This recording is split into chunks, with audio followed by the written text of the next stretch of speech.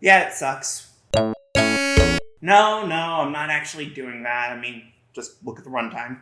But God, do I want to, because really, what the fuck else can I actually say?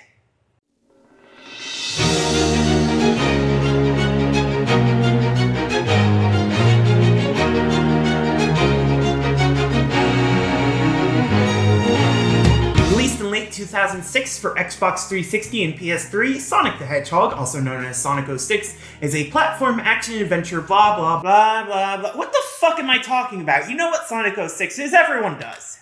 I don't have any delusion that this video is going to be the first ever place anyone hears about this shit. I'm not doing anything revolutionary with this review. Like, what, am I writing a school essay about the fucking worst Sonic game I could think of? No, I'm trying to make a YouTube video that, like, optimistically a couple hundred people will ever see. And realistically, it's gonna be a lot closer to a few dozen.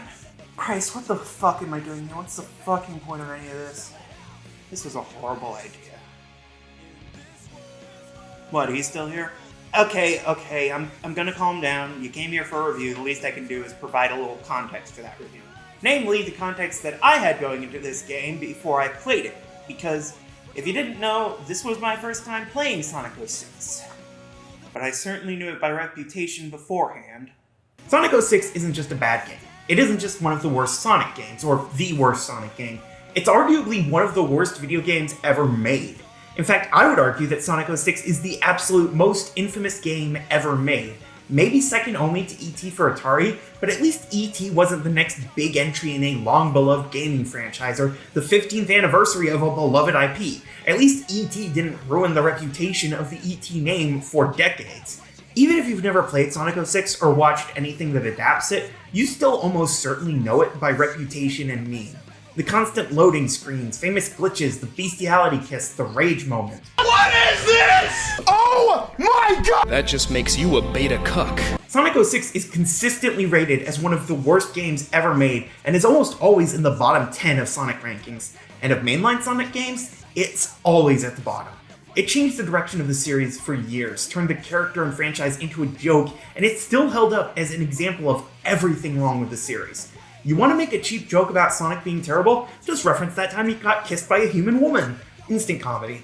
And I feel confident saying nobody, absolutely nobody, would defend it.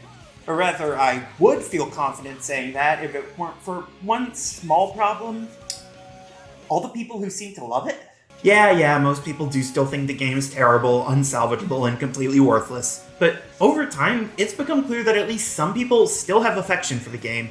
Most notably, since 2019, there's been an ongoing fan remake of the game, Project 06, focused on bringing the game to PC in the Unity engine. Silver is still a fan-favorite character just as much as he is a Scrappy. Mods still adapt elements from this game into others. Hell, I even remember hearing a rumor that the game was represented in Sonic Generations specifically because the fans requested it. Can't find an actual authoritative source for that claim, but it's not completely unbelievable. And if you go on the Sonic subreddit, you'll find no end of Redditors more than willing to explain why they actually like this game. Granted, you could probably also find no end of Redditors who will explain why J.K. Rowling is right about everything, so not the best example. Still, you get my point. For all this game's flaws, there is still a good amount of love for it within the fandom. So, why? Why do people like a game that is so infamous, so poorly made, so bad? I mean, there are always going to be devil's advocates, aren't there? Don't get me wrong, this game is still bad, I wasn't lying. I'm going to explain just how terrible this thing is over the next, 5 months. I can't see the runtime myself. However, I am willing to defend the parts of the game that aren't as terrible. And also, I do want to contest one of the descriptors I just used, namely poorly made. I don't think it's entirely accurate to blame the game's developers for the problems with Sonic 06.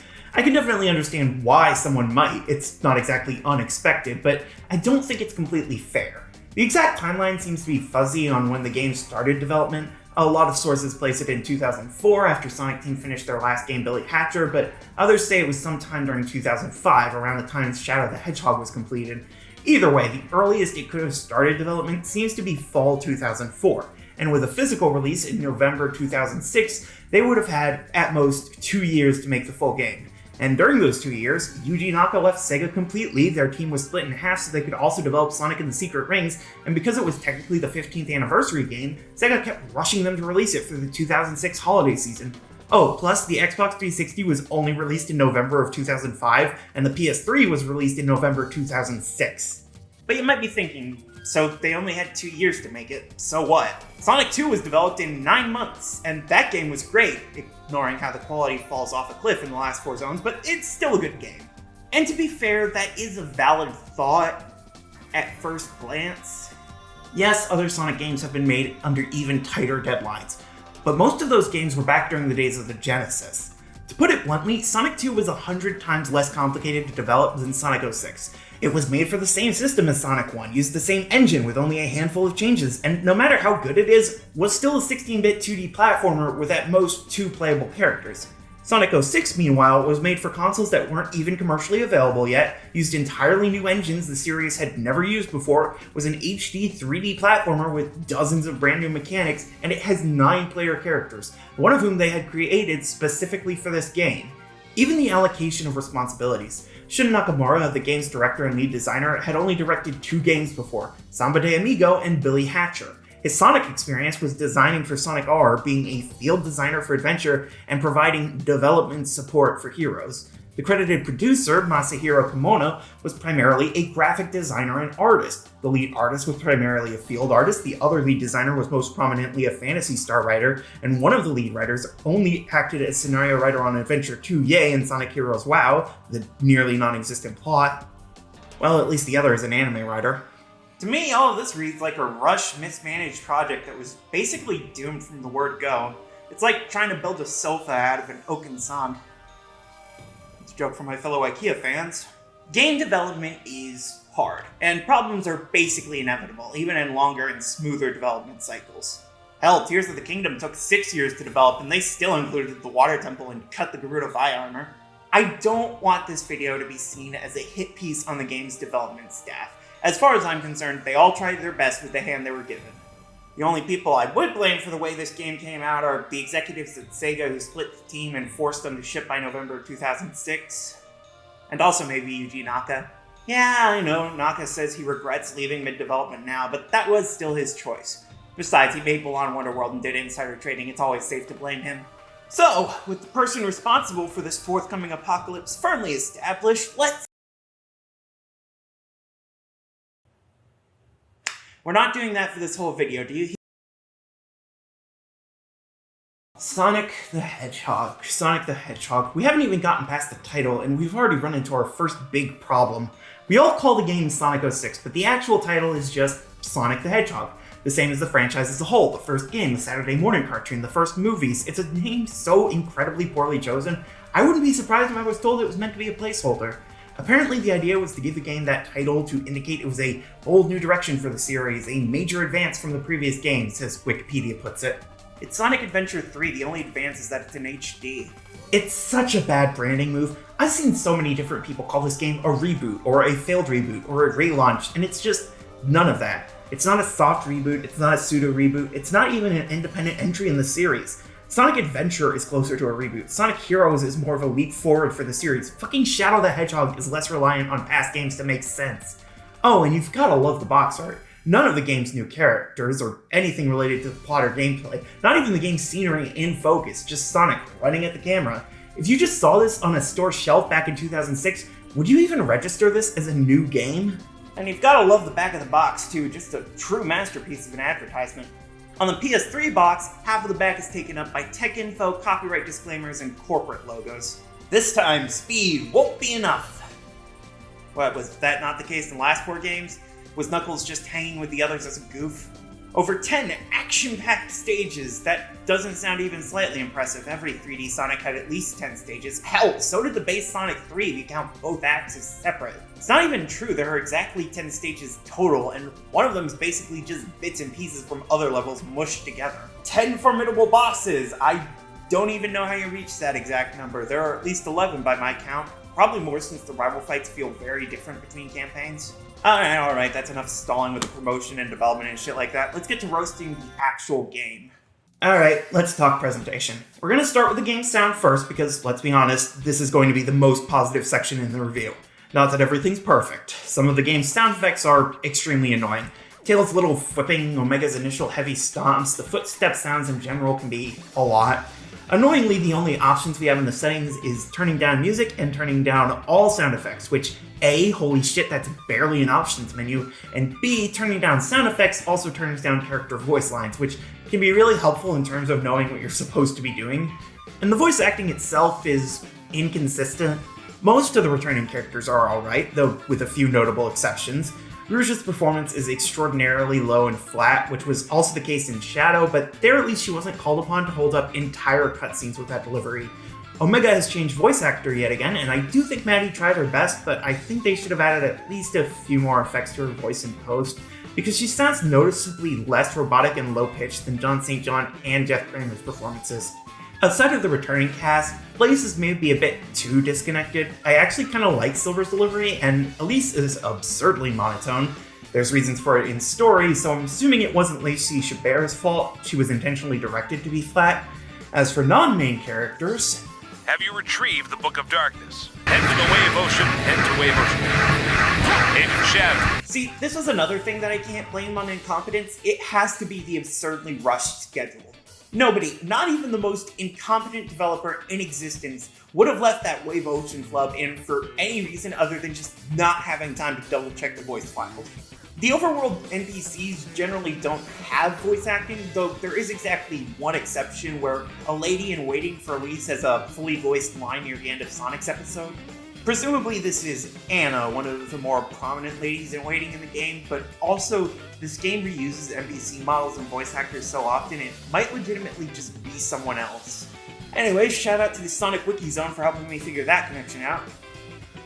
Also, split off from fandom already, that host is absolute garbage and you deserve better. Well, the voice acting may be lackluster, but if there's one thing that's always great in every Sonic game, it's the music. And while not every track in the game is my preferred style, they almost all sound great, and the soundtrack is undeniably the best part of this game. Sure, some of it is eerily similar to other songs.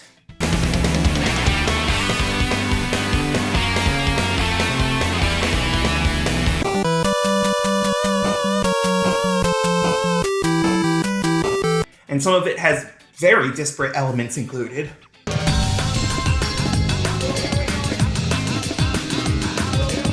But for the most part, I really do like the songs in this game.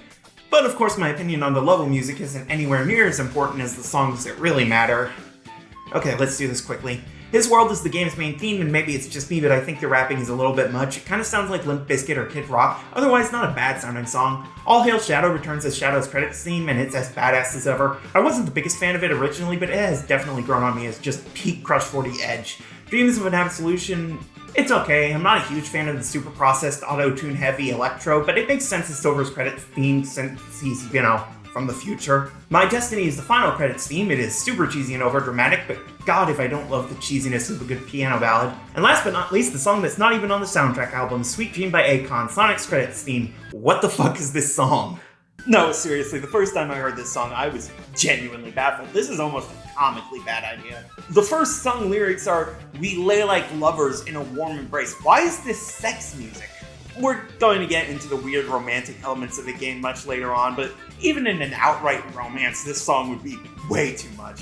Anyways, that's about it for the sound side of the game's presentation, outside of the gun thing. G-U-N? Previous games definitely pronounced it like, gun. What's the problem here? Regardless, I think it's about time we moved on to how this game looks. Not great. Well, that was an easy section. Moving on. Okay, it's not that bad. At times, the game does, in fact, look fine. They clearly put a lot of work into the HD visuals, and there are parts of the game that actually look really good. However, the word of the day, in more ways than one, is definitely inconsistent. Blur Studio returned from the last confusingly named entry, Shadow the Hedgehog, and animated the pre-rendered cutscenes, and some of these cutscenes are legitimately gorgeous. Yes, the opening cutscene of Sonic's episode does look like it belongs more in a Kingdom Hearts game, but it's still an amazing looking scene, mostly. The opening cutscenes for Shadow and Silver's episodes are also great. The Cherry Blossom cutscene looks appropriately beautiful. They're great looking scenes that they made. However, other scenes are decidedly lesser. The scene after Sonic's Dusty Desert looks oddly shoddy, like it's using the in-engine models in a stock animation environment. The pivotal cutscene of Shadow and Silver's plotlines, where they start to figure out what's been going on, looks decidedly cheaper as well, though at least not as incomplete. Blur did do a good job overall. I can see why they're still in operation today and even work on the Sonic movies. But I can also sort of understand why this was the last Sonic game they worked on. Though that understanding is limited by, everything else in the game. Like, sure, some of the pre-rendered cutscenes aren't as inherently good-looking as the opening, but have you seen the in-engine cutscenes? Yes, this isn't a problem unique to 06 or even a Sonic. Going from pre-rendered to in-engine is pretty much always a drawing transition, but especially here, the in-engine animation is rough. Lip syncs seem to be completely off for the English translation, sound effects and music feel entirely unbalanced, a lot of the character movement seems to have been based on extremely clunky motion capture, and of course let's not forget the character models, which end up looking like puppets being twisted into over-dramatic poses with each line. The character models in general are bizarre. Just looking at the main playable characters, aka the Furry Squad plus Omega, they look fine. There have been some slight tweaks to the character designs for this game, particularly with Sonic himself. He's taller, his eyes are smaller, his spikes point out more. It's definitely still Sonic, I'll give it that, but it does look distinct compared to the other models and sprites Sonic has had over the years. Still, these characters aren't the main design choice most people talk about. There's an elephant in this living room we've been ignoring. Let's talk about the big thing people notice about this game, if not the whole franchise. The human problem. God, don't take that line out of context. Theoretically, from the beginning of the series, Sonic has always lived in a world with human beings. This is ingrained into the series because the main antagonist is and has always been a human being, Dr. Eggman. However, in the classic games, this was a lot easier to ignore because Eggman was essentially the only human character present. Starting in Sonic Adventure, though, far more human NPCs began being introduced, and as the 3D games went on, they became more and more prevalent and unignorable. And so we reached Sonic 06, where humans are absolutely everywhere. And yes, it's weird. But probably not for the reason you're thinking.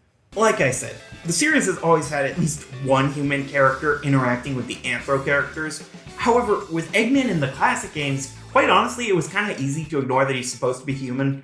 His original design is so ridiculously cartoonish, so absurd in its proportions, he looks more like a weird fish or an actual anthropomorphic egg than he does a real human being. In Adventure, where more humans were introduced, Eggman got a major redesign, just like every other pre-existing character. He still looks cartoony with his absurdly bushy mustache and pointy pink nose, but his body is a lot less round and his arms a lot less stubby.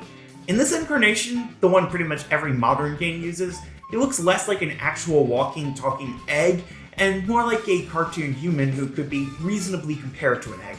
He even got a nice pair of goggles to distract from his bald, that he occasionally wears over his glasses because good lab safety is important. In that cartoony design, him still looking like a caricature more than a realistic human, kinda goes for all the humans in Sonic Adventure. If you actually look at one of the human NPCs, not only are they ridiculously low poly, their actual faces and proportions look like classic anime, with big old eyes and weird looking mouths. Plus, in Sonic Adventure, the humans really didn't matter. They were occasional roadblocks, but they mostly served as set dressing for two of the game's hub worlds. In Adventure 2, the humans started being more important to the actual plot. We meet the human president of the setting, presumably still the US at this point, and the presumably human-led military. Gun provides most of the enemies for the game. And of course we have the two extremely important human characters, the Robotnik extended family.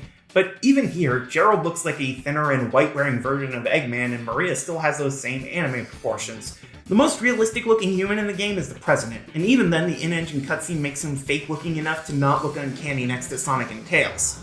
At least, that's how I see it. I'm sure plenty of people find Pseudo-Kennedy looks weird.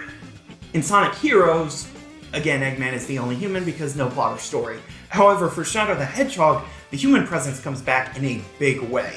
Hell, a third of the game's enemies are humans or human-controlled robots. We have the Gun Commander, the returning President, and Maria and Gerald in Flashback. But they still all have exaggerated cartoon proportions, ridiculous design elements. Yes, there are some odd moments. The scene where a fairly real-looking human being points the most realistic pistol the PS2 could render at a cartoon hedgehog can still look absolutely ridiculous, but it's not that disconcerting.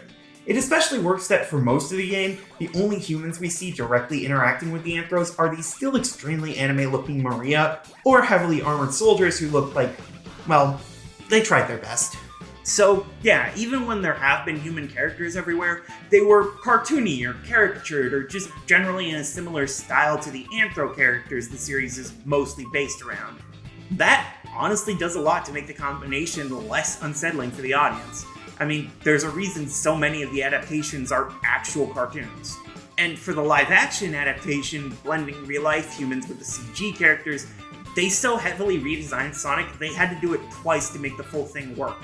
However, with Sonic 06, because they were transitioning over to the HD consoles, they wanted to make as much of the game look as realistic as possible. For the environments, this kind of works, and for the anthro characters, it's fairly subtle, but for the human characters...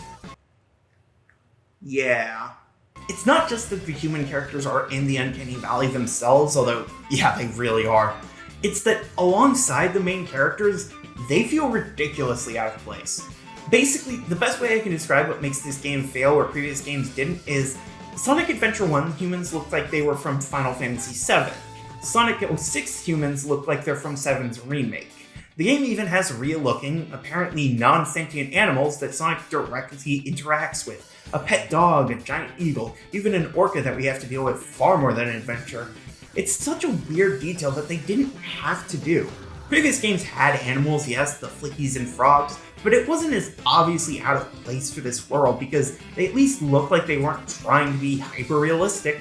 However, the biggest oddity isn't any of the new NPCs or the animals you can find, or even the game as a whole. It's the human who's been here from the beginning. For the love of chaos, Eggman, what did they do to you?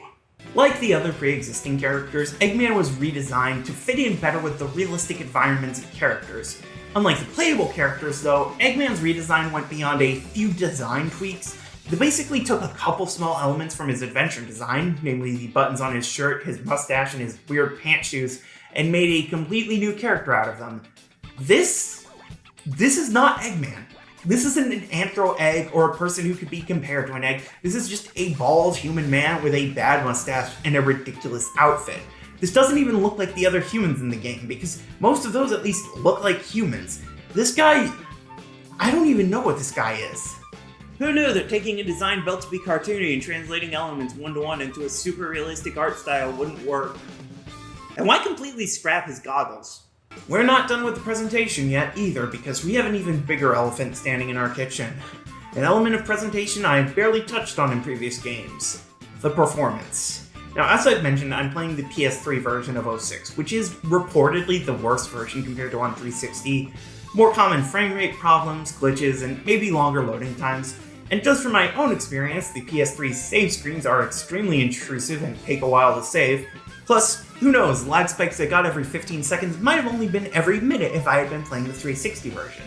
However, if I wanted to do that, I would need an Xbox 360 that worked. And frankly, not only was getting a fully backwards compatible PS3 easier, but I'm also going to get more out of that.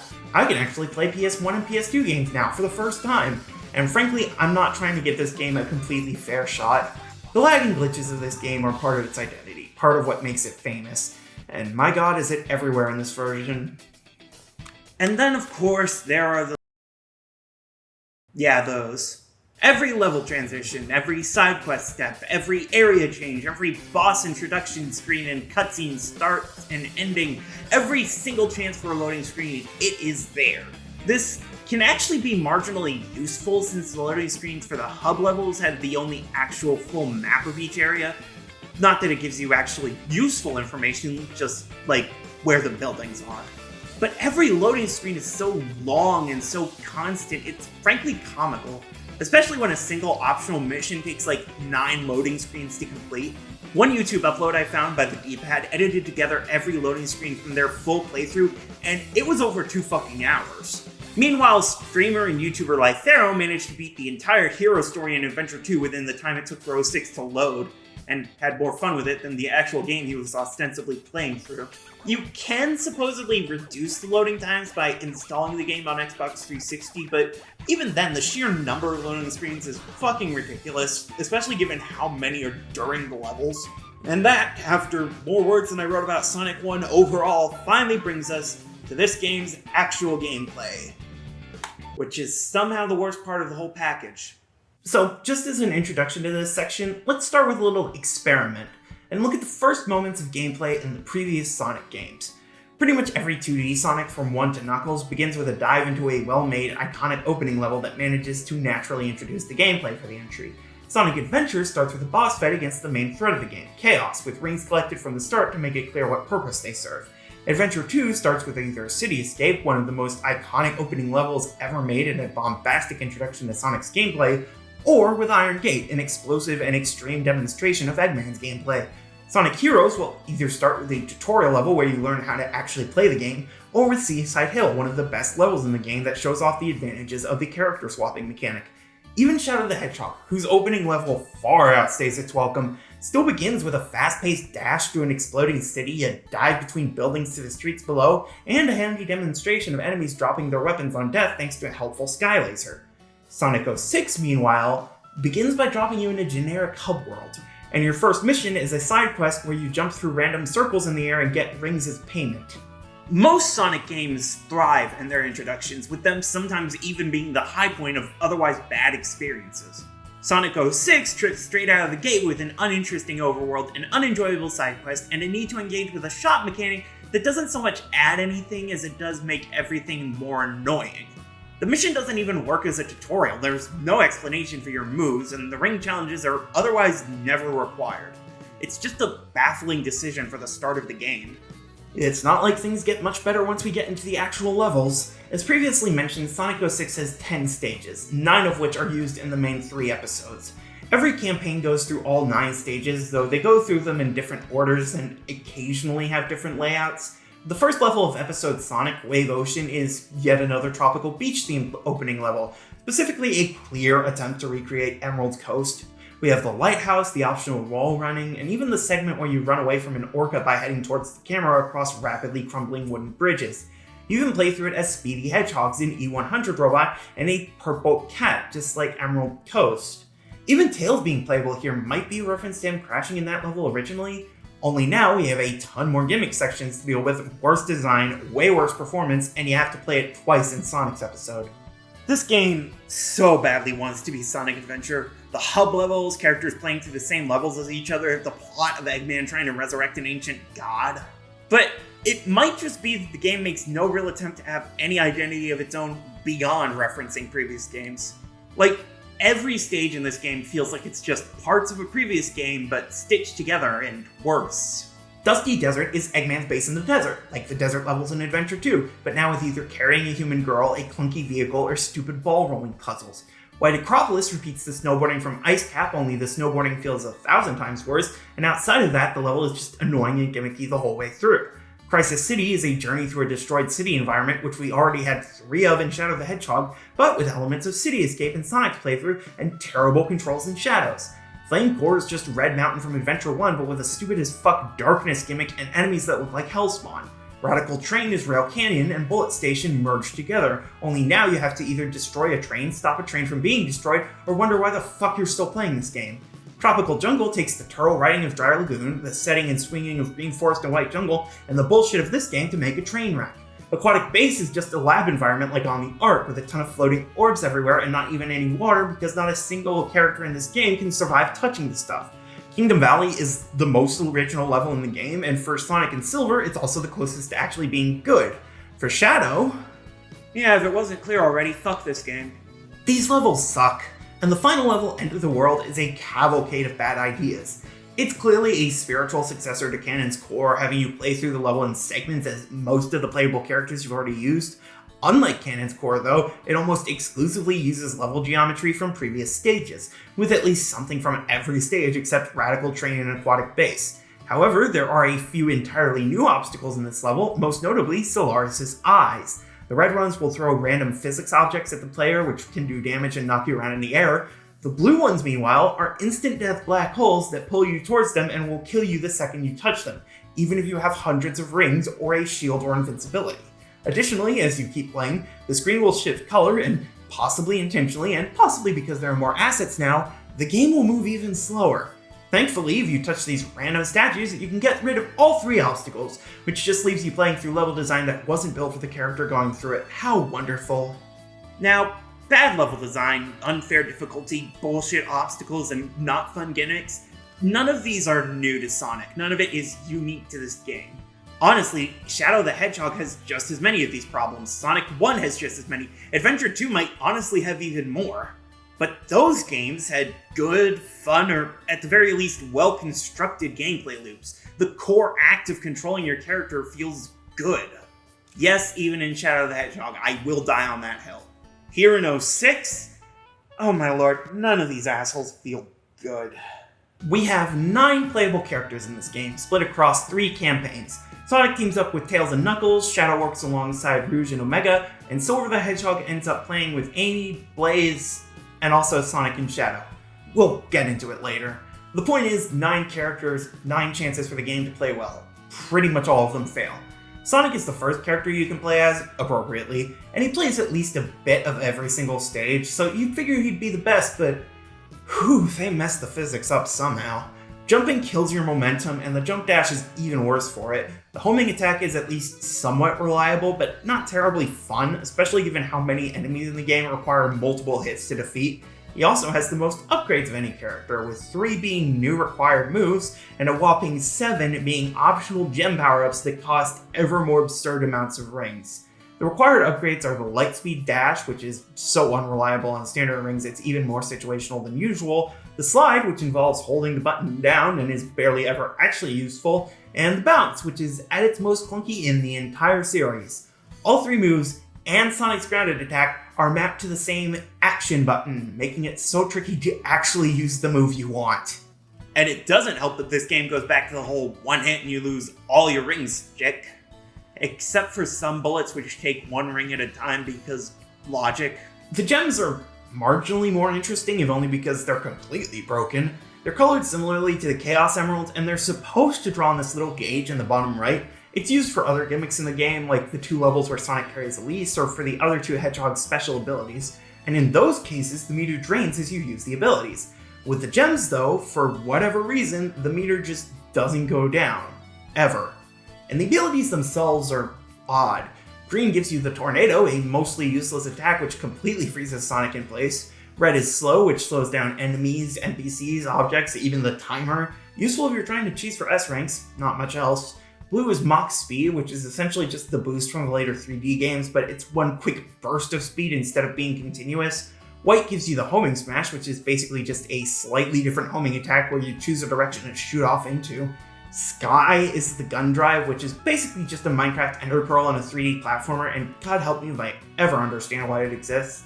Yellow gives Thunder Guard, which is an infinitely replenishable Thunder Shield in a game not built around Thunder Shield.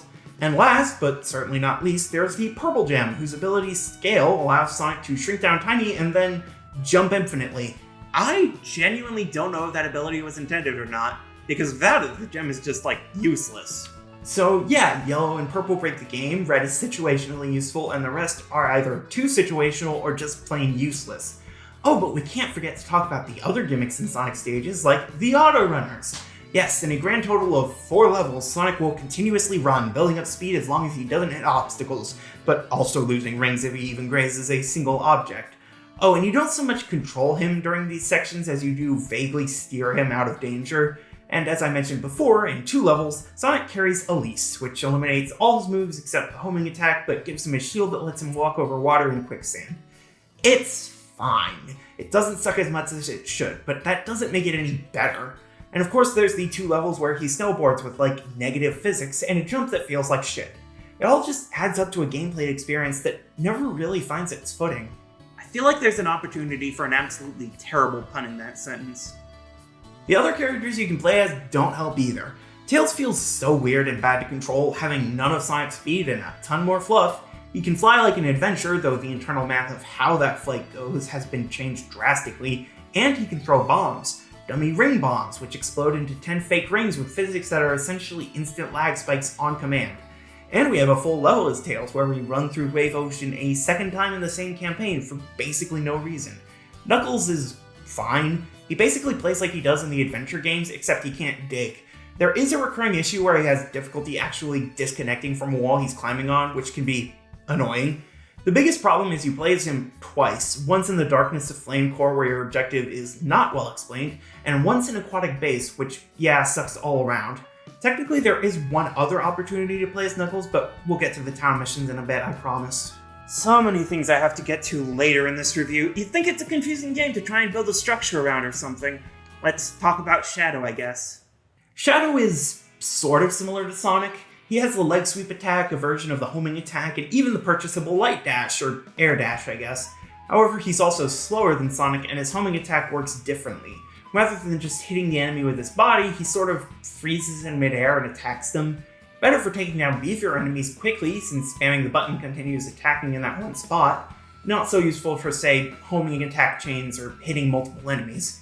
He also has his own abilities to use. The Chaos Spear is now a part of his basic moveset, and it can stun enemies for a short moment, which is sort of useful. And if you build up your meter by attacking enemies, you can activate Chaos Boost, which gives him invulnerability frames while using his moves, gives his attacks more damage, and if you buy all 3 upgrades, you use Chaos Blast, which has been dramatically nerfed. It's all fine. It's a lateral move from Sonic, and it being somewhat simplified is honestly kind of a blessing in disguise. But that's not the main draw of Shadow's gameplay, is it? See, look at the back of the box here. It spells it out for you right there. Commandeers Shadow's high-powered vehicles through vast, action-packed stages. The vastness is really overstated. There are like 3 times where the level design is open enough to warrant that description. And high-powered, I mean, technically some of them are, but definitely not all of them. Action-packed I'll give you, if only because, well, something has to be causing the lag. Point is, we've got a heavy focus on required vehicles. Sure, Shadow the Hedgehog had vehicles too, sometimes even required ones, but not often. And even at their worst, I'm gonna risk a controversy and say, yes, the vehicles in Shadow the Hedgehog controlled better than the ones in Sonic 06. We've got 4 vehicles at our disposal: a buggy, a glider, a motorcycle, and a hovercraft. The buggy feels like complete shit. It doesn't stay on the ground, it bounces around at the whims of the glitchy physics system, the homing missiles don't lock on at any reasonable distance, and it's so annoying how often they ask you to drive this thing. The glider, meanwhile, is barely gameplay. You can technically control it, but it feels more like a mini cutscene because the enemies are never going to destroy it. If anything, actually trying to move it yourself is riskier than just sitting back and having a bite while the game plays itself. The hovercraft sucks. It's introduced in a horrible insta-kill sequence in Kingdom Valley, and it never feels fun to control. I hate this so much. The best controlling is definitely the motorcycle, but even then it doesn't feel great. It's just fast and decently easy to control. It's all just so not fun. And it feels like Shadow's speed was nerfed specifically to force you to use the vehicles. Not that it actually works, most of them are still slower than just running for yourself. At least his levels don't have any auto runners. As for the rest of Team Dark, Rouge is weird. She feels like a weird hybrid between Knuckles and Tails. She has Knuckles' general moveset with the glide and climb, but she throws bombs around like Tails, only instead of shooting out fake rings, they just explode. She can even plant them on walls, which is technically useful in a few levels. Oh, and she can toss out a flurry of bombs if you hold the button down or spam it really quickly. I genuinely don't know. It just seemed to happen every now and then while I was playing as her. Omega, meanwhile, feels incredibly half-baked. He has homing missiles if you hold the attack button down, but whatever visual indicator they have for locking onto an enemy is damn near invisible to my eyes, and the missiles themselves do pitiful damage. He can hover in the air, which can be kind of useful, but it's really not enough to make up for how slow and clunky he feels to play as. And he's the only non-Hedgehog to actually fight a boss, because that makes sense. Oh god, we still have 3 more characters left, and that isn't even the end of the gameplay section. This is going to be so long. How are y'all doing watching this video? You hanging in there? Got your water and everything? Good, because I'm not stopping anytime soon. Silver the Hedgehog, the brand new playable character introduced in Sonic 06, and he was made entirely to take advantage of the game's physics engine, a physics engine that didn't seem to work properly half the time. Silver is the slowest of the main characters, the only one without a homing attack, and easily the hardest to fight with, which I'm pretty sure the developers did not realize. His main gimmick is his telekinesis, psychokinesis. He can pick up physics objects and throw them around using a targeting system that is incredibly unreliable. He also has a special attack where he can stun enemies for a few seconds, sort of like the Chaos Spear, except instead of being a long-range attack, he has to be a goddamn inch away from the enemy max. Thankfully, his upgrades give him a more useful stun that he can do by dropping from a jump. They also give him bigger grabbing range, the ability to throw a ton of objects at once, and a short teleport dash that is so frustrating to actually trigger even Project 06 couldn't fix it.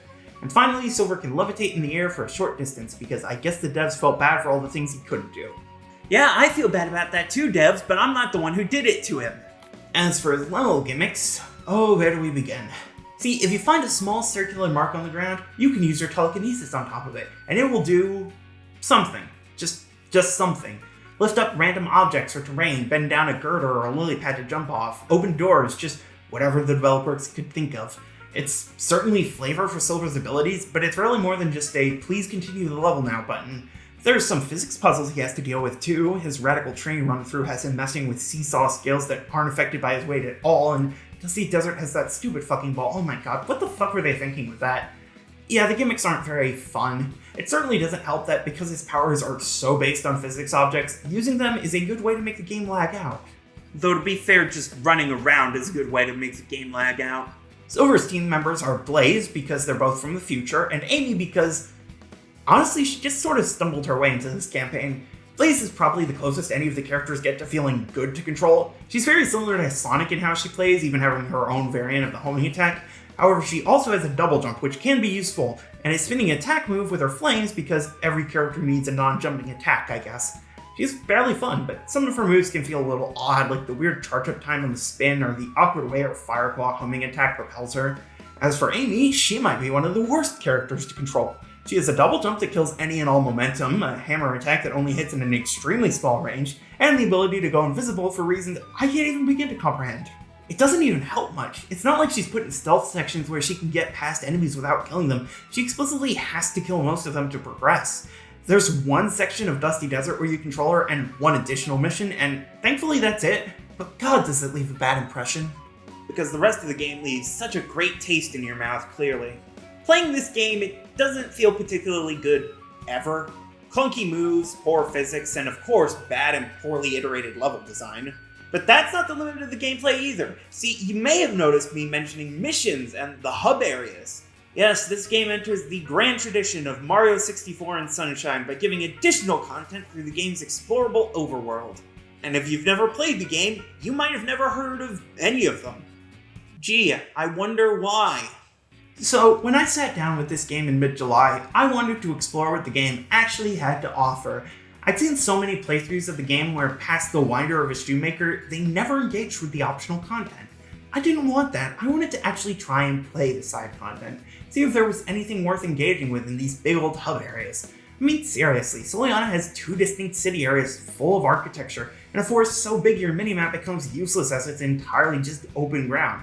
Surely there's something in this game that takes advantage of these areas in a way that makes them fun to explore, right? Yeah, I cleared all the town missions in Sonic and Shadows episodes, and I at least tried most of them in Silver's, and none of them actually work. There are a ton of ring challenges where you just try to go where the game wants you to before a timer runs out. There are a few hide-and-seek missions where you have to find singular objectives in these big-ass maps without even a little blip on your mini-map. There are a lot of beat-em-up gauntlets where you have to kill all the enemies the game spawns in and occasionally grab something that spawns in afterwards. There are even a few escort missions, which are functionally identical to the beat-em-ups, but there's also at least one human who's running around that you have to keep them from killing. Oh, and because they decided to make some assets of wooden boxes with numbers on the side, there are a handful of missions based on number problems, because yeah, sure, that's what people are looking for in a Sonic game. Math. Seriously, people meme on the fishing in Sonic Adventure. Can we make the math in 06 the next big meme? Because clearly what we need are more jokes about 06 sucking. Most of the town missions are optional, bonus challenges that help buff up your ring count based on the rank. Yes, the only reward for getting high ranks in this game in either action stages or town missions are more rings to spend at the shop. The shop offers the upgrades we talked about earlier, though most of the required upgrades are absurdly cheap. See, because you can't replay levels or missions during the story, if you get bad ranks or get only a few rings to spend, sorry, that's all you're going to get. So, all the required upgrades in Sonic's episode cost a total of 2,600 rings, Silver's only cost 2,500, and Shadow's one and only required upgrade costs a paltry 100 rings. Those first two may sound like a lot, but given you get rings even for D ranks, plus any you manage to bring to the end of action stages, you're definitely going to have enough by the time each upgrade becomes mandatory. For Silver, his optional upgrades are even cheaper than his required upgrades, but hey, for Sonic at least we can unlock these gems, which do get ridiculously expensive. Sure, those gems only become available after the third to last level, and most of them only right before the very last level, but hey, by that point, you should have tons of rings saved up, I guess. But rings can't be your only reward for all this, right? I mean, just look at the game. We get a gold medal for clearing each action stage and another for getting an S rank. And there are silver medals hidden all over the place. We even get a hint talking about them near the earliest one we can grab. So these collectibles must be like the emblems from the adventure games and Heroes, and those had cool unlocks behind them. In Adventure's Director's Cut, we could unlock the Game Gear games and Metal Sonic as a skid. In Adventure 2, getting every emblem unlocked Green Hill Zone, which was a great little bonus. And in Sonic Heroes, you can unlock more modes for multiplayer and an extra hard mode by completing stuff. Even Shadow the Hedgehog had a similar expert mode as an unlockable if you get every possible A rank in the game, even without emblems or medals. So clearly, with 2 different collectible medals, collecting all of them must unlock something special, right? Well, let's see what we're missing. Here's your completion reward for Sonic 06. Well, at least it isn't more game to get through, I guess. No, seriously. There is nothing to unlock in this game beyond what I've already mentioned. There is a hard mode for each action stage, but that's automatically available from trial mode after playing the stage once, and they're also barely changed from the original stages. The gold medals do absolutely nothing but get marked on your menu, the silver medals just get added to a tally, and neither unlock anything beyond a couple achievements on the Xbox 360 version, meaning for PS3 players they're completely worthless. There are some hints that the medals would have unlocked something originally. Those achievements have descriptions that end with ellipses, indicating that collecting them all is followed by something, but also the achievement for getting all of Sonic's upgrades has a description, Super Sonic obtained the all moves. So maybe these descriptions aren't a completely reliable source of information. Now then, we're mostly done with the gameplay, but there is one subject in these games we haven't discussed yet, namely DLC. Yeah, Sonic 06 is the first game in the series to have significant gameplay DLC, released in 2007. We have very hard missions, a team attack level, and boss rushes.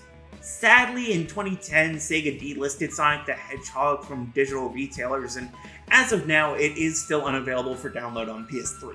This also means that, unfortunately, the DLC also isn't listed on the digital storefront. Just kidding, it's listed under Sonic the Fighters. You know, sometimes I wonder if Sega makes decisions specifically just to troll me. The only DLC released for the US PS3 version is the very hard missions, which is disappointing because frankly Team Attack Amigo looks like it could genuinely be fun. I guess I'll just have to wait and hope the fan remakes include it. Boss Attack, meanwhile, is just a boss rush for each of the main characters with some enemy gauntlets in between. The only DLC that was released in this country for this system is Very Hard Mode, which has a third difficulty option for each action stage in Trial Mode. These very hard versions actually change things a lot more than the base hard mode does. You have some level design changes, certain levels are played backwards or have side characters play through entire different sections. Sonic's Dusty Desert even has you playing through without Elise. It's actually interesting how different things could be when they had a little extra time to develop. Who'd have known? So, let's review. The only rewards for any significant effort are buying optional upgrades that are mostly useless and achievements that contribute to a now defunct system on a console from 2 decades ago. The levels are generally shit, the characters all play like ass, the optional content is almost universally not fun, and the game performs so poorly that some people genuinely believe they released a beta build. And even the bosses, I haven't talked about them in detail because, frankly, they're just completely not worth mentioning. They suck in mostly the same way the rest of the game sucks. The music is fine, but you could find the full soundtrack on CD just a few months after the game launched, and today you can find it easy on YouTube whenever you want. So, if there's nothing worthwhile to find in the gameplay or presentation, that only leaves one place we could find anything worth playing it for. There is a lot about this game that is particularly infamous. The loading screens, the glitches, the character design. But there is one part of this game that still remains a subject of mockery. One part that is so bad, it nearly killed the idea of later attempts for over a decade. One part that I have been fascinated by for years. So, did you know I write fanfiction? I wouldn't consider myself a particularly acclaimed writer, though I'm pretty sure more people have read my Kirby fanfic than have listened to any of my albums. Which is a sentence that brings me no joy to say. The thing is, of every major problem this game has, there is very little I have any actual experience with. I'm not a game dev or a level designer or a 3D animator. I'm technically a musician, but I mean, refer back to that section for my takes there. Plus, there is no song I have ever made where I've come back after even a month and thought, yep, nailed that, totally stands up to scrutiny. But my writing? You know what? I think I'm a pretty good writer. Obviously, I don't think that's a particularly objective or unbiased take. I can absolutely understand anyone saying I'm actually a shitty writer. Or shitty anything, honestly. I have no self-esteem. But yeah, I've written all but one script I've performed on this channel, and you can find my other writing on AO3 under the username Sorio99. So those are my writing credentials. And Lord above, we need to talk about this game's writing because it is just the most fascinating train wreck I've seen yet. Before we get into specifics, let's take a step back and define our parameters. When we're talking about writing, there are a lot of different aspects that are going to be explored. Dialogue, character arcs, continuity, moment-to-moment events, nonverbal storytelling, even the specific wording of tutorials and flavor text. Believe it or not, I don't want to get bogged down examining every single word choice and animation in this game. If someone else wants to go through and do a second-by-second analysis of this game's narrative, feel free, but that's not what I'm interested in. And frankly, I don't think that's particularly necessary. Especially given this game's script was written by 2 Japanese writers and then translated into English, I don't feel like holding any clunkiness in the dialogue against it. When I'm talking about this game's writing, I'm going to be focusing on its plot and its story. And yes, those are 2 different things. For anyone who doesn't know that difference, I'd encourage you to look it up for yourself, but I also fear I might be using the words wrong. Very basically, plot refers to, well, the plot points, the major events of the narrative, the beat-by-beat action of what happened. Story technically is the full overarching narrative itself, but as a contrast to plot, I define it as focusing more on character arcs, interpersonal dynamics, and the overall meaning of the work. Basically, the plot is the synopsis you get on Wikipedia, the story is the stuff fans will get pissy about. Make sense? No? Perfect. The plot and story of this game have both interested me ever since I first saw a cutscene compilation of it as a kid. Partially, I think it's just the same fascination that draws me to fanfiction, seeing characters I recognize in new situations you wouldn't expect from an official release. However, there's also a big part of it that is, frankly, the same thing that fascinates a lot of other people about the game as a whole. The sheer missed and wasted potential. True story, one of the YouTube channels I'm a fan of has talked about Sonic 06 a few times, and when he got a shitty comment about how, oh, the game was rushed, you shouldn't be too hard on it, his half-joking response was pointing out, yeah, more time would have fixed the bugs, but would it have fixed the awful story? And I mean no shade to you, Mr. Busker, I guess. I really am a big fan, but yes, it maybe could have. That's like the whole point of editing and revisions, to improve issues with the writing where they pop up. Need I point out, in Sonic's original planned incarnation, he was going to have an adult human girlfriend named Madonna, one with a very noticeable bust. Changes happen all the time in the writing process. For example, I had to go back and rewrite a portion of this very script because I forgot to talk about the game's branding. And then, after I thought I had completely finished the script, I had to go back again because I forgot to talk about the DLC. So, if even shitty YouTube videos undergo rewrites when needed, I don't think it's unreasonable to assume if they had time for a second draft of the script, someone would have questioned things. Like how overcomplicated the plot is because of, well, it keeps happening. Yes, a big part of Sonic 06, both in plot and story, is time travel. This makes actually summarizing the game's plot in chronological order difficult, even more so because, as I've mentioned before, we continue to have multiple campaigns running parallel, and I'm not the only one who struggles to sum it up. The Sonic Wiki spends over 3,000 words trying to recap it, and it only spends 1 sentence on a character-critical pre-rendered cutscene. Meanwhile, as of writing, Sonic Retro doesn't even bother trying, with the story section of its official article being completely empty. Starting to think the wiki side of this site might not be the best. I'm going to try and make this all at least comprehensible, but it doesn't help that the script seems as noticeably unfinished as the rest of the game. Again, the Sonic Retro article. It has an entire section dedicated to tracking the location of each Chaos Emerald throughout the plot, and not only does one emerald appear a grand total of twice with no explanation either time, but the blue emerald seemingly ends up in a bootstrap-style time loop, and the red emerald doesn't appear at all until the end of the world. My theory for the blue emerald, by the way, is that Eggman had one version of it from the start, and that's what Silver took, but that's very much just speculation. It's probably just the timeline of the different episodes not perfectly lining up, and they did intend on a temporal loop for it, for some reason. So, 10 years prior to the bulk of the game, the sovereign of the small nation, or city, it's called the City of Water, but that same cutscene says it has a constitutional monarchy, but the sovereign is a duke, so it's thus a duchy? Well, whatever it is, the small seaside territory of Soliana had a duke. who was also a scientist, and his wife was dead. So he began experiments on a flame that represents their god Solaris to try and make time travel. This doesn't go well. The flame splits into two component parts, a shadow known as Mephiles and a different flame which is called Iblis. The former is sealed away in a scepter that the Duke had on hand for some reason by one of two hedgehogs who teleported into the laboratory from the future.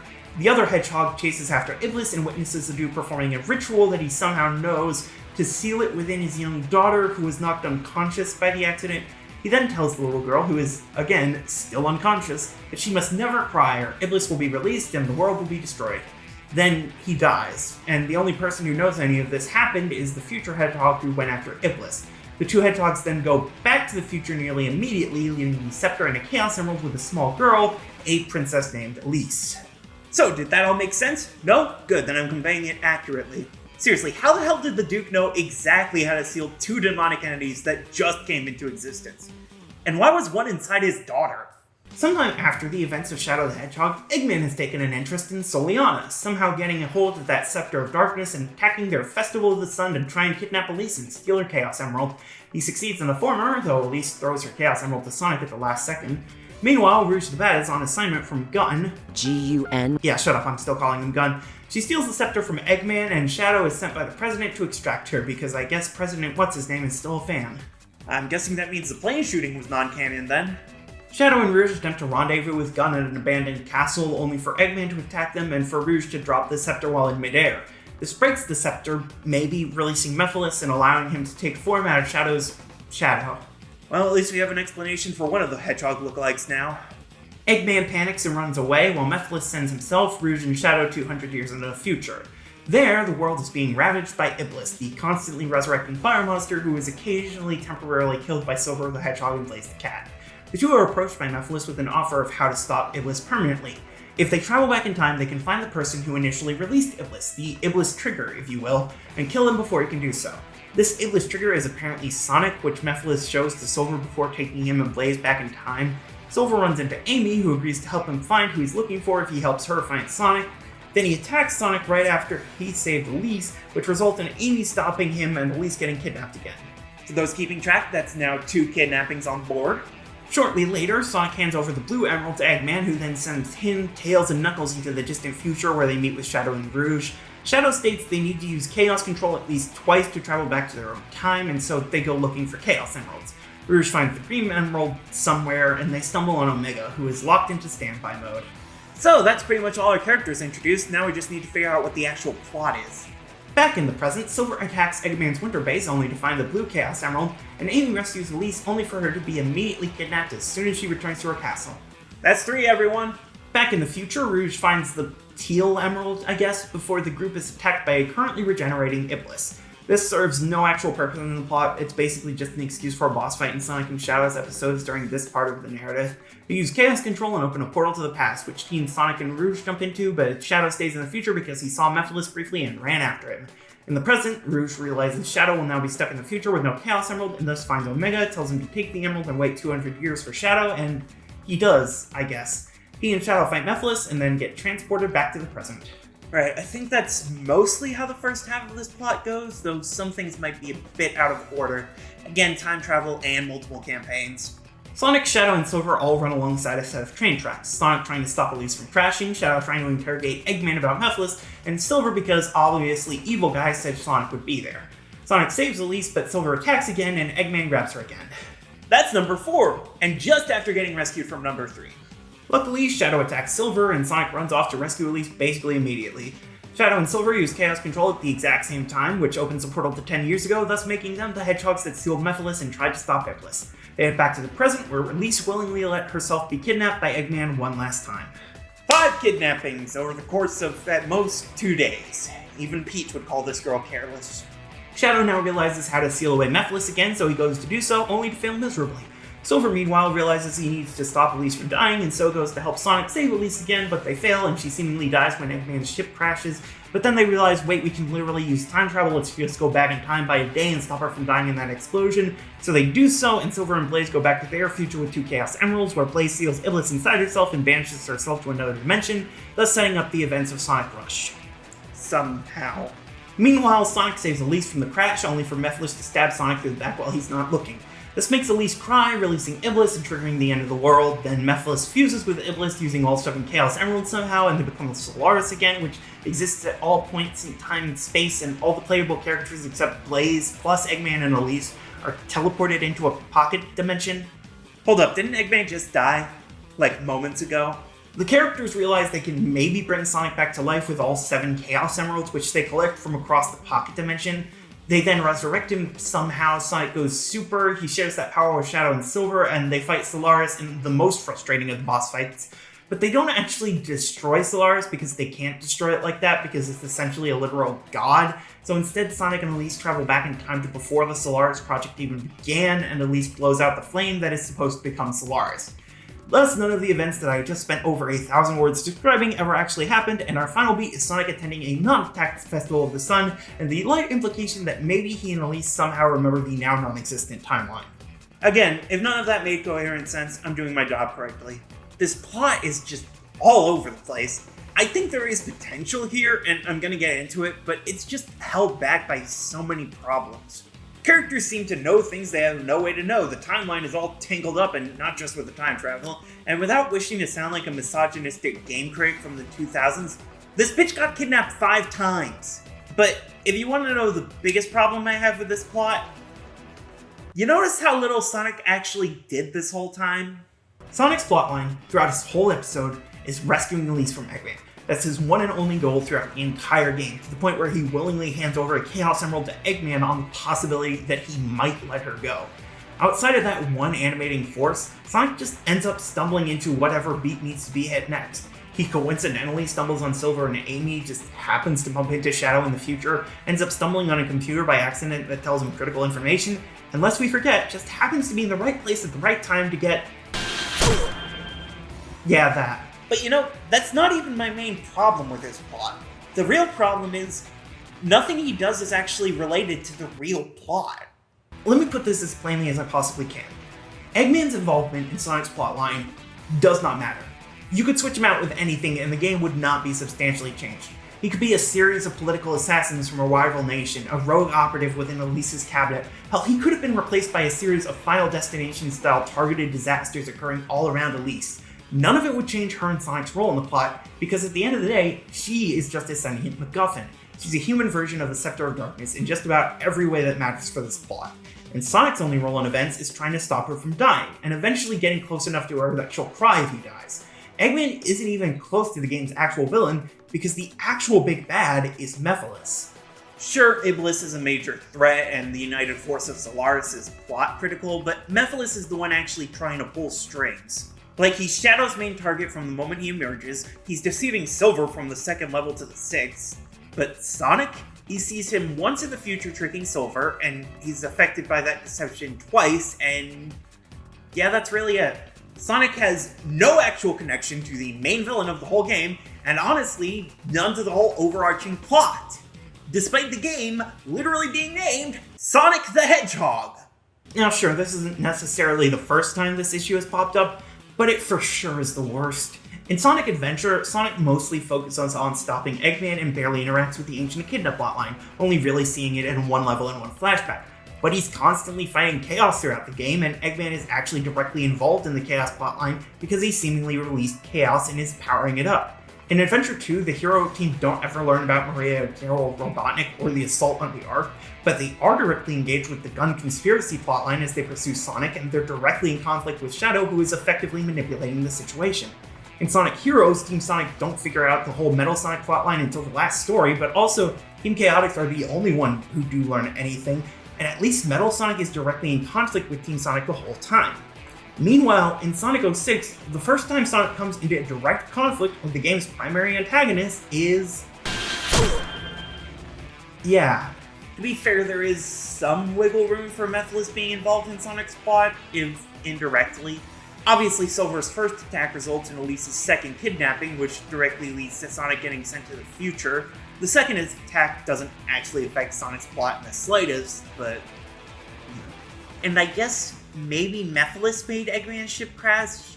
Possibly, but also maybe Sonic made it crash because the time travel is weird. Okay, so here's a light breakdown of the big question a time travel plot has to answer. Can you change the past?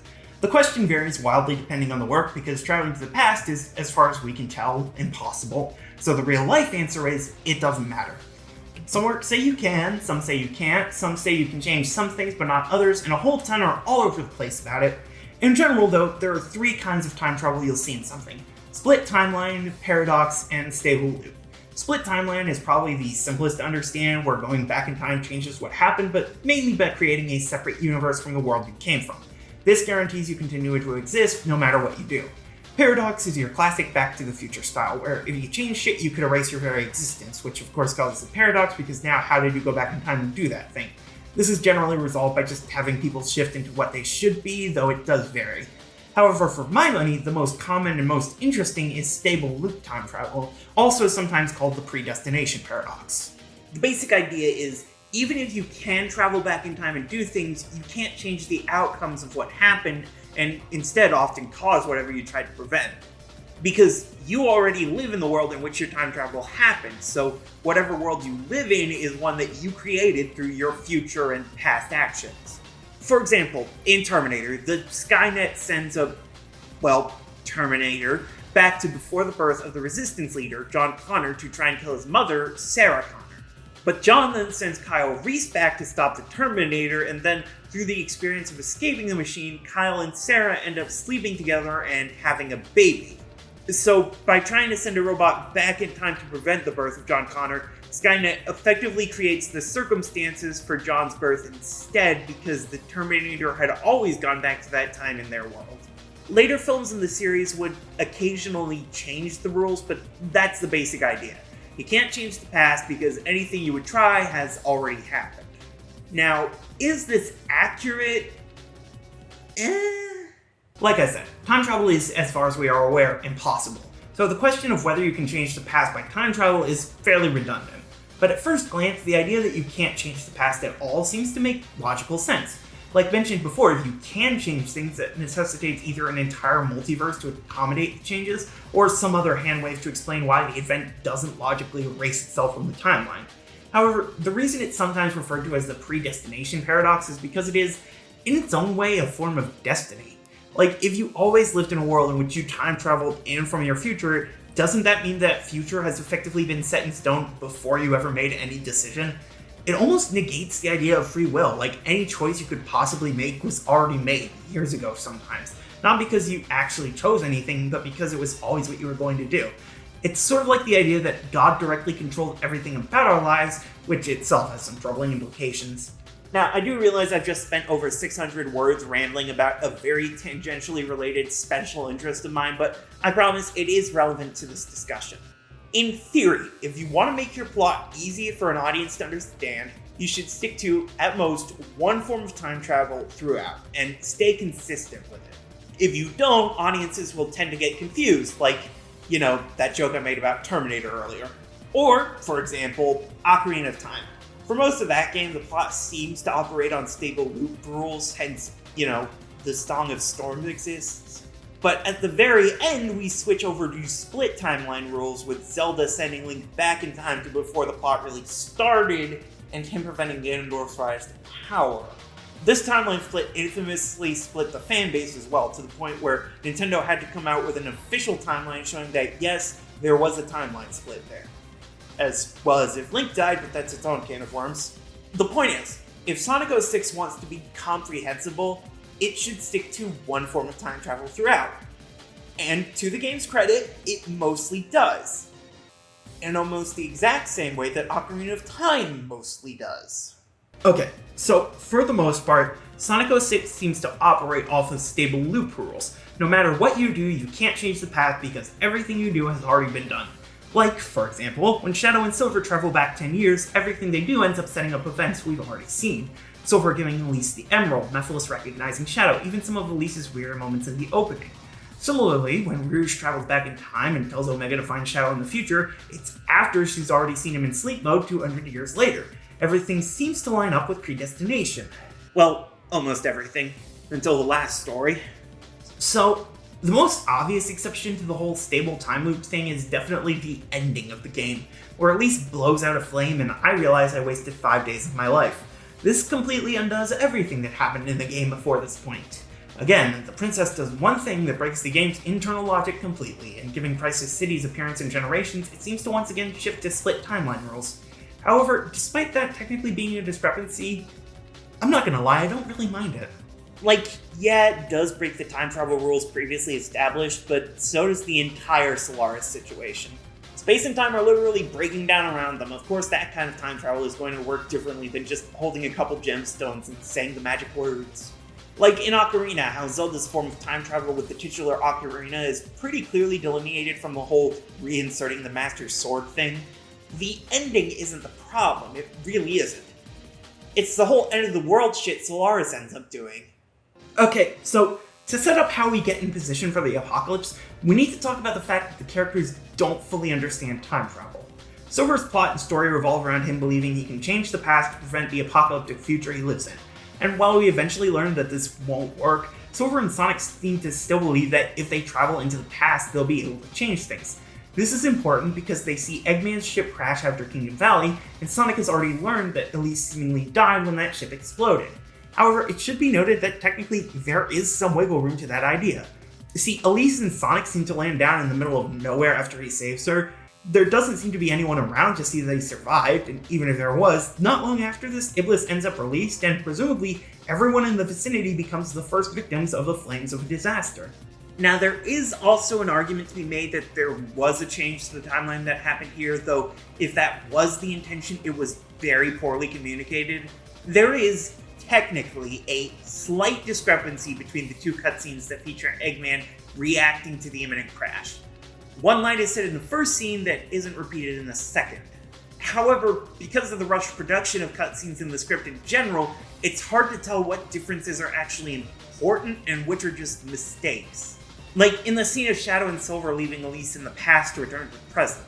In Shadow's version, Silver jumps in the portal still holding the blue Chaos Emerald. It's only in Silver's version that he actually leaves the emerald behind like we know he's supposed to. In the Shadow version, you can even see the emerald still in Silver's hand. So, coupled with the characters not even being sure if they can change the past, it's not clear if the slight difference in dialogue is supposed to indicate a significant divergence point or just a rushed edit. But if we assume this wasn't a divergence, then the last story makes almost no sense at all. So, if we assume Sonic was always supposed to save Elise from the battleship, then Mephiles was also always supposed to kill Sonic in front of her, releasing Iblis and triggering the end of the world. I mean, we don't see Iblis emerging during the initial crash, so this is how it was supposed to happen, right? But then Mephiles immediately fuses with Iblis, creating Solaris, and beginning the process of destroying not only the world, but all of space and time. But we know that can't have happened because in Silver's future, it's just Iblis destroying everything. Plus, there were at least some survivors of the flames, otherwise how did anyone exist long enough to create Silver? Oh, and don't be like, well, that future had to exist, otherwise Solaris couldn't have come into existence again. That's a cop-out argument and you know it. I guarantee I am putting way more thought into the mechanics of this plot point than the writers even tried to. These are just the things that bother me about it, honestly. I could absolutely understand someone being like, hey, mountains out of molehills here. But it's a criticism that occurred to me and I wanted to bring it up. In general, though, I actually think the time travel stuff in the plot is actually kind of interesting. Like, yes, it is weird how easy it is for the characters to travel through time just using chaos control twice at the same time. It's a little bit laughable. But some of the things they do with the stable loop time travel is actually kind of interesting. And you can tell Sega agreed. Because 8 years later, they ripped themselves off. Yeah, I actually really like what they do with Mephiles in this plot. Don't get me wrong, his character is fairly generic and cliched, hitting a ton of tropes. We got Reek and Rule together, the Chess Master, Dark is Evil, Killer Evil Laugh. We even get a bit of hidden agenda villain. And that's only a fraction of it, he's a very common villain archetype. However, while Mephiles himself is fairly generic, the timeline and plot around him is genuinely interesting to me. I want to go in depth on this, I want to explain how effective this plot is to me and why. So, let's talk about the experience players are going to have with this Mephiles plotline, starting from the Sonic campaign and going through— oh, this video is already going to be over an hour, isn't it? Maybe I should just, give a few bullet points. Stable time loop with Shadow sealing Mephiles away in the past, only for Mephiles to run into Shadow earlier in his timeline, but later chronologically, tricking Silver into trying to kill Sonic, possibly in an attempt to release Iblis directly, or possibly to ensure Elise feels grateful to and close to Sonic, so she'll cry after Mephiles kills him himself. Posing an actual threat to Team Dark, and even having conceptually interesting boss fights that actually take advantage of Shadow's Chaos boost in a smart way, and a design that starts out almost identical to Shadow's but slightly creepier, but transitions into a genuinely intimidating variation on the Hedgehog design that feels like a precursor to the Werehog form in Unleashed. And that's basically the only good part of this game's plot, summed up in less time than I spent explaining the Terminator plot. The point is, I'm a hack. So the plot is weak. It's overcomplicated, incomplete, even outright self-contradictory. There are some parts I find interesting, but also a lot of that is just my personal fascination with time travel stories. However, as I said, like 5,000 words ago, Jesus Christ, it's not just plot. The other side of the writing is the story, and we have 3 main storylines in this game, plus a few odd subplots that don't really go anywhere. Like, Amy feels entirely vestigial to the whole thing. For the plot, she stops Silver from killing Sonic once and temporarily rescues Elise once. And for the story, she's mostly just a sounding board for Silver to talk about how much better the present is than his future, but like, after a few scenes, she's just kind of gone. But for the main storylines, we have Sonic, Shadow, and Silver. And let's go backwards through those. Silver's storyline is the only storyline that is distinctly about time travel. Yes, Sonic and Shadow both use time travel, it's an important part of their plots, but in the grand scheme of things, it's mostly a plot device for them. Silver, meanwhile, being a character from 200 years in the future trying to prevent an apocalypse, has a story directly connected to those concepts. We start with what is presumably an average day in the life of Silver and Blaze, with the former scanning a decimated and burning city in search of something. They kill Iblis for what's implied to be only the latest of many times, and Silver ends up exploding in frustration at the futility of it all. What's the point of all this? It'll never end. These scenes are critical, because understanding the picture of what Silver and Blaze have gone through for years is essential to understanding both of their choices throughout the rest of the game. For some indeterminate but definitely high number of years, it's just been Silver and Blaze working together and fighting against a truly hellish apocalypse. So when someone comes to them and says he knows how to prevent the apocalypse, I mean, can you really blame them for at least trying his approach? Well, maybe if you're Amy, I guess. This dynamic is also important because without it, the emotional beats of Silver's story just won't make sense. Like the scene before Dusty Desert. Amy is focused primarily on trying to find Sonic, looking for him, but Silver gets distracted by, well, everything about the present. This looks so beautiful. What? You mean this desert? Everything is so great here, isn't it?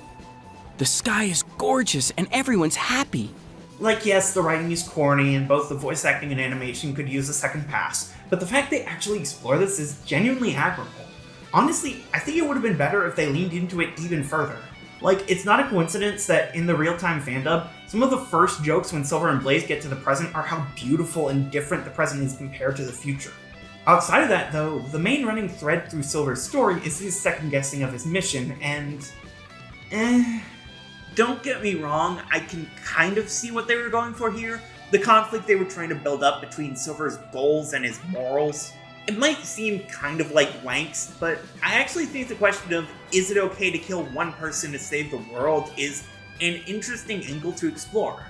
It's the kind of question that can be explored from a number of angles and comes with any number of qualifiers and baggage, especially with a time travel story.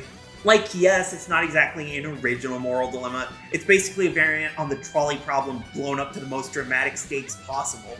But there's still something interesting there that's worth exploring, and I would love to see it done well. So here's how they messed it up. What makes the question of one life versus the whole world even slightly interesting is the assumption that the life in question isn't necessarily responsible for the world's destruction. Like, sure, you can argue about consequences and accidents, good people accidentally causing bad things, and what they're actually responsible for, but the problem is, Silver and Blaze don't think Sonic is the Iblis trigger because of an accident or coincidence or anything like that. They genuinely believe Sonic is a malicious actor who is actively attempting to destroy the world by releasing Iblis, which makes the debate a lot more clear-cut. Would you kill an innocent man to save the world is an interesting question that isn't as easy as it seems at first. Would you kill Hitler before the Holocaust if you had the chance very much is as easy as it seems. Look, we're talking about going back in time to kill somebody, the Hitler thing was gonna come up. By the time Silver figures out that Sonic is, in fact, innocent, he's also realized that killing Sonic won't prevent Endless from emerging, so they never really have to deal with the full ethical consequences. This might also be why the framing seems to be very biased against Silver, like Blaze calling him naive twice after saying he's insecure when he's alone. It's kind of a whiff on a potentially strong idea. In the same way, I feel like the final beat of Silver's story is a bit undercut by how his campaign plays out. In theory, Blaze is basically the only ally Silver has had throughout the whole game, if not his whole life. So the ultimate conclusion, his struggle to do what needs to be done and send her to another dimension, should be a genuinely difficult and heart-wrenching moment. But they barely developed that relationship. Blaze is in like half a dozen cutscenes, and in half of those, she doesn't even speak, let alone to Silver. We don't really get a good vibe for their dynamic, how much they mean to each other, what their history is. For all we know, they met an hour before Silver's opening cutscene. I mean, probably not, but you get what I'm saying here. And then Blaze sends herself into a different dimension because I guess this game was a prequel to Sonic Rush the whole time. Overall, I really do think there are some good ideas in Silver's story, but the execution was just really lackluster. With the whole arc being condensed in one of 3 campaigns in an already rushed game, it's just a real missed opportunity. And to contrast with that, when they have previous entries they can build off of, they can actually do good things with the story. Let's talk about episode Shadow. This is when I'm very glad I played Shadow the Hedgehog before playing 06, because Shadow's story in this game is a direct sequel to that game. Shadow now works for Gun because... You ever start writing something assuming you have a decent explanation? I don't know, maybe it was just like executive order or the power of boners or something. Ugh. Well, whatever the reason, the president sends him on a rescue mission to save Rouge and White Acropolis. This is how he first comes across the Scepter of Darkness, at least from his perspective. After a couple levels, the Scepter breaks after an attack from Eggman, and Mephiles is released. He takes Shadow's form and notes that he knows him already, that it's ironic that he's, quote, resurrected through your shade. Then he sends Shadow into the future, which is at least slightly more important to his story than Sonic's trip. At first, he and Rouge just figure out that they traveled through time, and thus Mephiles is more powerful than they thought. And also, it felt similar to Chaos Control somehow.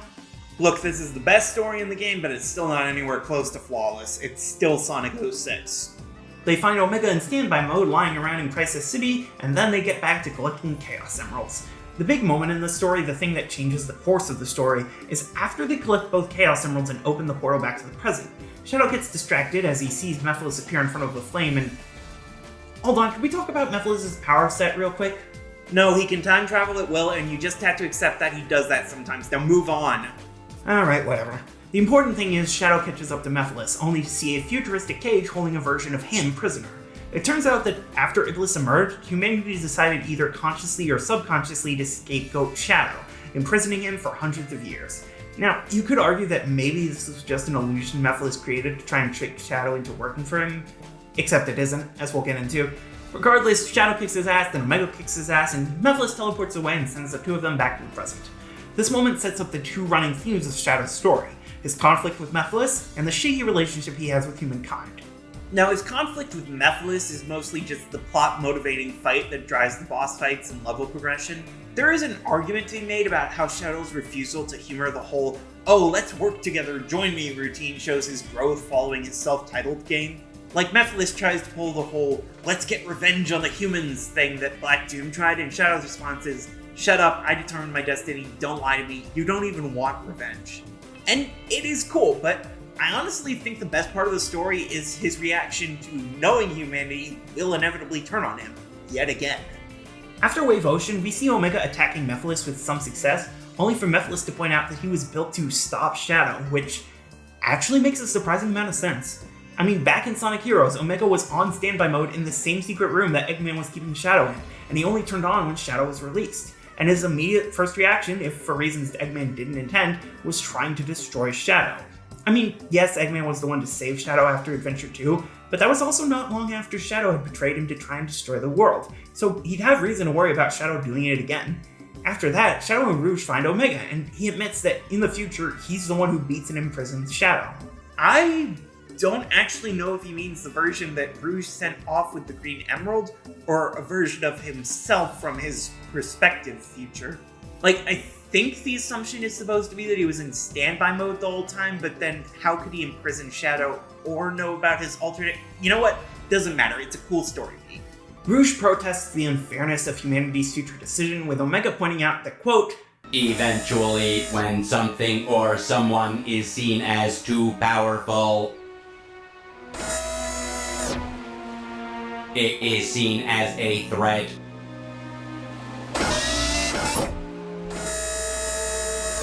And then the world becomes its enemy. Rouge tells Shadow that even if all that happens, she'll still be by his side, and it'd probably be more effective if the performance were better, but it's still pretty good stuff. This all feels like a very interesting progression from the continuous storyline Shadow's been going through ever since Adventure 2, and I'm really glad we still have that thread of continuity that we can trace all the way back to the first Adventure game. This really was the end of an era in a lot of ways, and I appreciate revisiting such major themes that we've seen time and time again. Like, humanity ultimately turning against someone who's theoretically on their side feels like a direct callback to Gunn's raid on the Ark, despite Gerald seemingly working on weapons for Gunn itself. And Rouge going from someone trying to play every side, backstabbing both parties, to someone who'd stand against the whole world for someone she cares about, I don't know, it just really works for me. And it all culminates in Shadow's final boss fight. So the final boss sequences in this game are iffy. We'll get into Sonic's story in a bit, but Silver's final boss is just yet another fight against Iblis, this time with a few more interesting attacks. Before that, it's just finding Iblis again, and afterwards, well, we've talked about how the story kind of falls flat in that moment. And as for Sonic, it's mostly just rescuing Elise from the ship and battling a kind of draconic boss fight against Eggman, I guess. But Shadow's final boss sequence, holy shit. After tracking Mephiles down in Dusty Desert, Team Dark go to confront him, where he offers Shadow one last chance to join him. Shadow turns him down yet again, pointing out that he doesn't have any deep goals, just a desire to destroy everything. Thus we get the second Mephiles boss fight, which is interesting. Shadow fights against giant monsters emerging from darkness all around the arena, building up his meter until he can let loose with Chaos Boost, dispelling the darkness and making Mephiles vulnerable. After that, he's pretty damn easy to just beat to death in a few moments, so not a bad boss fight, but not amazing either. Afterwards, Shadow tries to steal Mephiles away in a brand new Scepter of Darkness he'd created, only for it to explode. What may have worked 10 years ago no longer does. Yeah, turns out Sonic 06 did the whole sealing him away the exact same way a second time completely fails thing a decade before Breath of the Wild. So Mephiles steals Team Dark's Chaos Emerald, summons hundreds of clones, and tells them the fight is hopeless. And besides, why even try? Even if they win and stop him, the world is just going to get rid of Shadow eventually anyways. So, how does Shadow respond? If the world chooses to become my enemy, I will fight like I always have.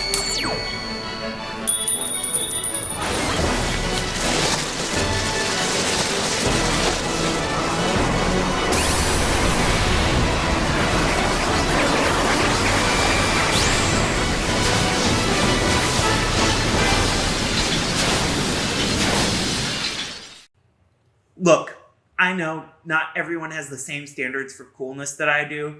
If you've heard some of my songs, you'll know I have a pretty lame sense of cool.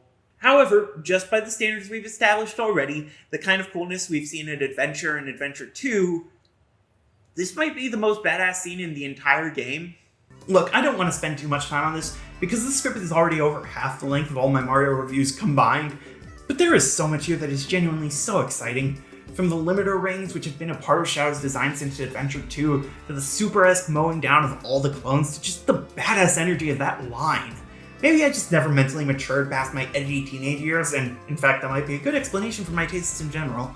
But to me, this story does basically everything right, while still being in Sonic 06.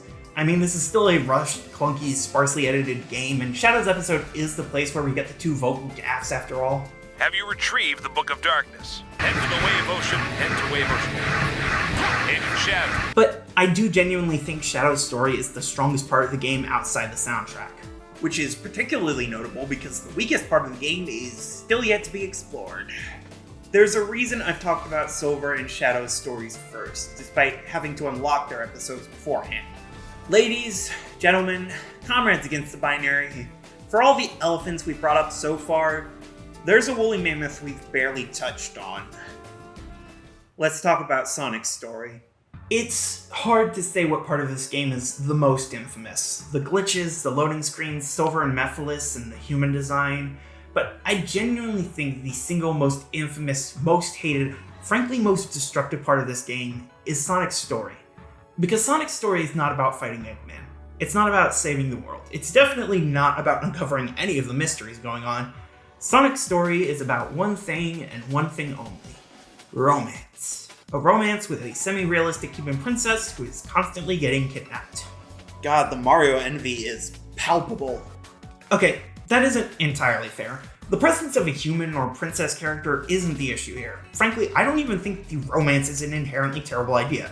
Oh, it's definitely cringy, I'm not gonna deny that. Even if this was the best written, best performed, and most unassailable love story ever written, the modern equivalent of Romeo and Juliet, there's not a world in which a human being kissing a dead cartoon hedgehog doesn't become a punching bag the moment it launches. If you wanted to edit the story into something with mass appeal, something that wouldn't just work for longtime fans but brand new players, you'd need to either completely cut or, at the very least, significantly downplay the romance angle in their relationship. This kiss is just the worst idea in the series. I'm not gonna pretend it isn't. Well, okay, maybe not the worst idea. I haven't played Rise of Lyric after all. But I do think, on some level, if it was well written and well performed, if they did a good enough job on this storyline, they could have at least won over the hardcore Sonic fans. Like, keep in mind, with the exception of Sonic and Amy and maybe a few arcs from the Archie comics, every romance alluded to in the franchise is technically between people of different species. The maybe something between Silver and Blaze, the pretty much anything with Ruth the Bat, and you know the fandom has even more crack ships. Hell, this is admittedly anecdotal, but I distinctly remember a ton of people online shipping Maria and Shadow together back in the 2000s and 2010s. It's not a lot, but I do think there was a chance, however small, that the fans could have embraced Elise in the romance between her and Sonic. Though, again, only the hardcore fans. Like the kind of fans who still argue about Sonic Coast 6 getting too much hate in our universe. Sonic meets Elise while rescuing her from Eggman's attack, carries her for all of a minute before Eggman kidnaps her again, and then the rest of Sonic's story is spent either rescuing her from Eggman, trying to find a way to rescue her from Eggman, or having weirdly framed conversations with her after rescuing her from Eggman. Literally, all of Sonic's story revolves around his relationship to Elise, and that relationship is not particularly convincing. Part of that might be because, like I mentioned earlier, Elise's voice actress seems to have been directed to give a very monotone, unemotive performance. Again, I don't want to blame Lacey Chabert herself, because she has been a voice actress for a long time, and she's done some great work before, but her performance here just comes across as kind of lifeless. I don't know, I get that it fits with Elise's character, but actually let's talk about that character, because it deserves some dissection. Sonic 06 introduces three major characters that weren't in previous games: Silver, Mephiles, and Elise. There are obviously other characters, but those are the most prominent and important. Mephiles we've already talked about being a very generic but intriguing enough evil villain. Silver is interesting because he feels both badass and kind of pathetic, which kind of ended up coloring perceptions of him for a long time. But Elise is particularly interesting because so much of the story relies on her characterization to work properly. And do you really need me to tell you it doesn't? During the Solaris disaster in the game's past, Elise was in the lab by surprise, being knocked unconscious by the explosion. While she's completely out of it, her father steals a demon inside of her, tells her to never cry, and then dies. Somehow she did manage to hear and process "don't cry no matter what happens," but by the time she actually comes to, she's probably just sitting alone outside the laboratory filled with dead scientists. She's now the sole ruler of Soliana and has to keep her country, city, duchy safe, which apparently puts a lot of pressure on her given she's canonically 7 years old when this all happens. 10 years later, she's apparently coped with this not particularly well. Do you think they knew how much this looked like Elise was suicidal, or was this just a really bad accident? Seriously though, this characterization could have worked if they leaned into it better. Like this badly traumatized young woman with the weight of the crown just making things worse, all while she can't risk showing strong emotion or else an apocalyptic demon will destroy everything and everyone she cares about. Then, suddenly into this girl's life comes a kind, brave, exciting new person who's constantly helping her both directly and emotionally, someone she can really attach herself to. Only for that person to die right in front of her, which combined with him helping break down some of her walls, unleashes the demon kept inside of her for years. That's actually kind of brilliant. Like, I remember Dimension 20 doing the whole young woman who can't risk crying and has to emotionally close herself off even to her love interest concept over a decade later, and that story still affects me when I think about it. So, who wants to hear all the ways they fucked it up? First off, despite Elise remembering the line, "Don't cry, Elise," she apparently doesn't remember the full context of it, instead thinking it's just advice for how to be a strong queen. Wait, so she'll become a queen? So it is a kingdom then. But then why is her father I need to stay focused for once. Elise doesn't know about Iblis. As a matter of fact, nobody knows about Iblis, seemingly. As far as I can tell, the only people who actually knew about Iblis being sealed inside of Elise are Silver and the Duke, and then the Duke dies and Silver travels back to the present, which raises the question of how Eggman even knew Elise had it inside her. Mephiles I can kind of accept, you can hand wave it as him knowing because of some link to Iblis, even if he wasn't physically in the same room as the ceiling. But somehow, Eggman knows that there's some secret to Solaris that's dormant inside Elise, which, how did he ever figure that out? Did Mephiles travel back in time and inform him of it somehow for reasons that are just so convoluted? Whatever. The point is, nobody around Elise actually knows that her crying will bring about some apocalypse. So as far as we can tell, literally all of her emotional repression comes from her being a princess, and one time her dad said crying was for wimps. Please, that's beginner level daddy issues. My dad told me if I acted out, my mom would kill herself and it would be my fault. Get on my level, princess. I should check on her. Even if we accept that, yes, this whole thing would combine to be pretty fucking dramatic, I just don't buy that Sonic is some hero who fixes everything for her. Do you want to know what wonderful, trauma-reversing emotional advice he gives her that breaks down all her walls? Smile. If you have time to worry, then run. That's it. The recurring emotional thread that runs through their relationship is Sonic constantly telling her to smile. And was this even a good idea at the time? Okay, even setting aside the weird kind of sexist catcalling vibes about all this, it still doesn't work because she already smiled all the time.